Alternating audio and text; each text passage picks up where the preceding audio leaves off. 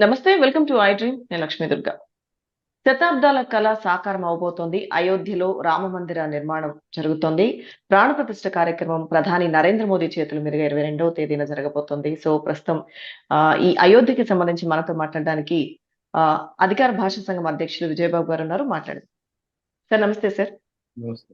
Sir, సుదీర్ఘ కాలంగా ఉన్న కల సాకారం అవుతుంది. అయోధ్యలో అంగరంగ వైభవంగా రామమందిర నిర్మాణం దాదాపుగా పూర్తయింది. సో, ప్రధాని నరేంద్ర మోదీ గారి చేతుల మీదుగా ప్రాణ ప్రతిష్ఠ అనేది జరగబోతోంది 22వ తేదీ. సార్, ఈ అయోధ్య రామమందిర నిర్మాణం ప్రస్తుతం జరుగుతున్న పనులు ఏం చెప్తారు సార్ వీటి మీద? ఇది ఒక చరిత్రాత్మకమైనటువంటి ఘట్టంగానే చూడాలి హ్మ్. భారతీయులందరూ కూడా. అంటే రాముడు అనగానే కేవలం మనం ఆయన్ని దేవుడిగా మాత్రమే చూడటం కాదు. హ్మ్. రామో విగ్రహవాన్ ధర్మః అంటారు. అంటే ధర్మానికి ప్రతీక, ధర్మానికి ఒక మానవ రూపాన్ని గనక ఇవ్వాలి అంటే, ఆ విగ్రహ రూపం ఇవ్వాలి అంటే ఎవరు అన్నప్పుడు ఏంటంటే రాముడే మనకి కనిపిస్తాడు. ఇది రామో విగ్రహవాన్ ధర్మః అంటే. శ్రీరామ రామ రామేతి రమే రమే మనోరమే సహస్రనామ తత్తుల్యం రామనామ వరాననే. అంటే శ్రీరామ రామ రామేతి, ఆ, అంటే అక్కడ ఏంటంటే సహస్రనామ తత్తుల్యం, సహస్రనామాలు తత్ దానికి తుల్యం సమానమైనటువంటిది. సహస్రనామ తత్తుల్యం అంటే 1000 నామాలకి, సహస్రనామాలకి సరితూగేటువంటిది ఏమిటి అంటే రామ అనేటువంటి 2 అక్షరాలు. ఇందులో నిగూఢార్థం, అది ఇందులో ఉన్నటువంటి నిగూఢార్థం రామ అనేటువంటిది. అందుకనే ఆ రామ అని పలకడంలో అది మనకి 1000 నామాలు 1000 సార్లు మనం పలికినట్టు అవుతుంది అనమాట. ఇందులో నిగూఢార్థం ఆ విధంగా చెప్పుకోవాలి. అటువంటి ధర్మానికి ప్రతీకగా ఉన్నటువంటి రాముడి యొక్క ఒక చరిత్రాత్మకమైనటువంటి పురాణ ప్రశస్తమైనటువంటి ఒక దేవాలయాన్ని తిరిగి మళ్ళీ మనం పునర్నిర్మించుకుంటున్నటువంటి ఒక అద్భుత ఘట్టం కింద దీన్ని మనం చూడాలి. హ్మ్. అటువంటి అద్భుత ఘట్టంలో ఇది చాలా మంది ఏమనుకున్నారంటే ఇక మన వయసు అయిపోతుంది, తరాలు అయిపోతున్నాయి, ఇది ఎప్పుడు కూడా ఇంతేలే భారతదేశంలో అనేటువంటి ఒక భావన నిన్నగాక మొన్నే లేపాక్షి వెళ్ళొచ్చా. ఆ లేపాక్షిలో అద్భుతమైనటువంటి ఆ శిల్ప సంపద, అపురూపమైనటువంటి ఆ శిల్ప సంపద అంతా కూడా చూస్తే భారతదేశం నిజంగా గర్వించదగినటువంటి సంస్కృతికి నిలయమైనటువంటి దేశం ఇది. కానీ ఇక్కడ ఏంటంటే ఈ యునెస్కో వాళ్ళు కూడా కొంత, అందులో కూడా కొంత పాలిటిక్స్ ఉంటుంది. హ్మ్. నిజానికి యునెస్కో కనుక గుర్తించగలిగితే మన దేశంలో ప్రతి ప్రాంతంలో కూడా అపురూపమైనటువంటి చరిత్రాత్మకమైన చారిత్రక కట్టడాలు ఇవన్నీ కూడా ఉంటాయి, శిల్ప సంపద ఉంటుంది.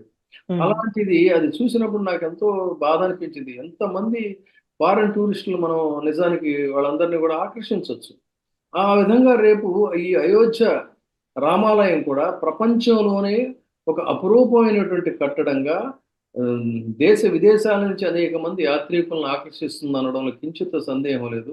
ఇటు ఆంధ్రప్రదేశ్లో కలియుగ వైకుంఠంగా అలరారుతున్నటువంటి తిరుపతి, ఆ తర్వాత అటువైపు వెళ్ళినప్పుడు అయోధ్యలో ఈ రామాలయం, ఇవన్నీ కూడా భారతీయ సంస్కృతికి, సంప్రదాయానికి, అదేవిధంగా మనదైనటువంటి జీవన శైలికి, ఆధ్యాత్మిక శోభకి, ఆధ్యాత్మిక వైభవానికి, ఆధ్యాత్మికంలో భారతీయ ఆధ్యాత్మికలో ఉన్నటువంటి అంతర్గత సూక్ష్మ ధర్మాలకి, వీటన్నిటికీ కూడా ఇవి ప్రతీకలుగా అలరారుతుంటాయి. ఆ ఇవాళ ఈ శిల్పులు కూడా అదే రకమైనటువంటి ఒక అంకిత భావంతోనే వాటన్నిటిని రూపొందించారు. ఆశ్చర్యకరమైనది ఏంటంటే ఏదో అందంగా ఉండాలని కట్టినటువంటి కట్టడాలు కాదు.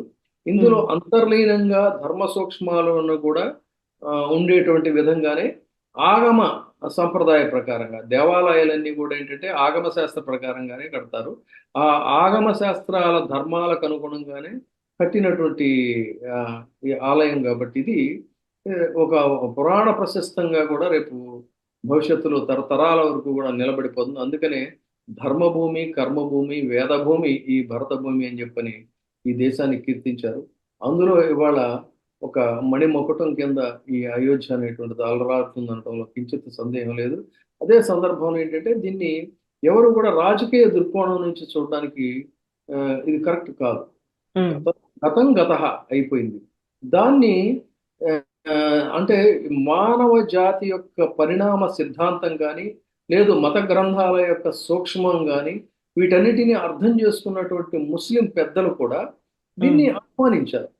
ఆ, ఈ ఇక్కడ ఉండాల్సిందే ఇది ఈ దేశంలో ఇలాగా అని చెప్పని వాళ్ళు కూడా ఇవాళ దీన్ని ఆహ్వానిస్తున్నటువంటి సందర్భంలో దీన్ని మతాల దృక్కోణం నుంచి కూడా చూడకూడదు. అందుకే నేను ప్రారంభంలోనే చెప్పాను, రామో విగ్రహవాన్ ధర్మ అని. ఆ ధర్మ సూక్ష్మాలను అర్థం చేసుకుంటే రాముడు ఇవాళ మనకు కబీర్ దాస్ తెలియదే ఉంది మీకు? కబీరు అంటే ఆయన కూడా మరి రాముడికి ఎందుకు భక్తుడయ్యాడంటే అందులో ఉన్నటువంటి ఆ అంతరార్థాన్ని సూక్ష్మాన్ని అర్థం చేసుకోగలిగితే మతాలకు అతీతంగా ఇవాళ ఆ ఆలయం అనేటువంటిది నిలబడుతుంది, అలరారుతుంది అనేటువంటిది నా భావం. సార్ అయితే అంటే కొన్ని పుకార్లు కూడా వస్తున్నాయి సార్. ఎంత వైభవంగా ఆలయం సంబంధించి ప్రజలందరూ కూడా చాలా సంతోషంగా ఉన్నారు. ఆలయ నిర్మాణం జరుగుతున్న తీరుతెన్నులు గాని ప్రతిది కూడా ఒక చాలా ఎన్నో ప్రత్యేకతలు సంతరించుకుంది అయోధ్య రామాలయం. సో అయితే దీనికి సంబంధించి కొన్ని పుకార్లు కూడా వస్తున్నాయి సార్. ఇప్పుడు ఏదైతే అధికారం అనేది రేపు అధికార మార్పిడి అనేది ఒకవేళ జరిగిన తరువాత పరిస్థితులు వేరేలా ఉంటాయి అన్న పుకార్లు వస్తున్నాయి సార్. నిజంగా అలా ఉంటుందా?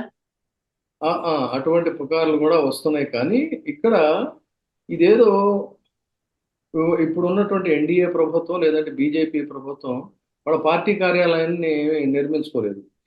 ఒకవేళ పార్టీ కార్యాలయాలైనా అధికారాలు మారిన తర్వాత వాటిని ఇంకొక అధికారంలోకి వచ్చినటువంటి వాళ్ళు ధ్వంసం చేయడం అనేటువంటి జరగదు.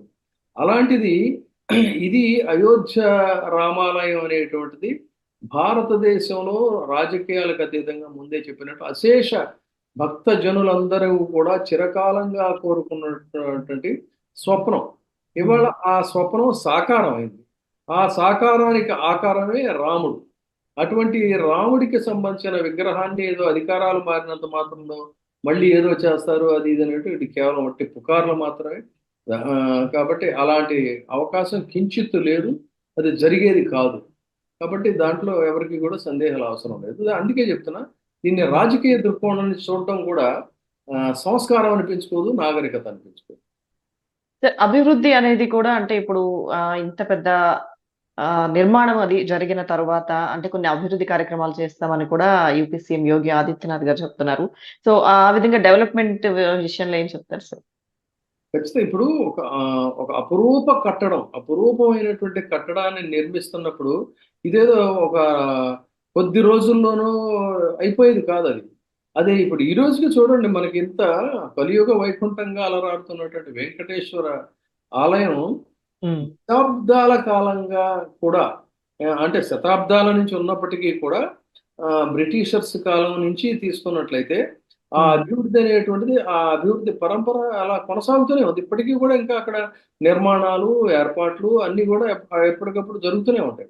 అలాంటిది ఇప్పుడు మరి ఇక్కడ కూడా అదే విధంగా అభివృద్ధి కార్యక్రమాలు అనేటువంటి నిరంతరంగా, నిరంతరాయంగా, నిర్నిరోధంగా, నిరాటంకంగా సాగిపోతూనే ఉంటాయి. అందులో ఏమి సందేహం లేదు.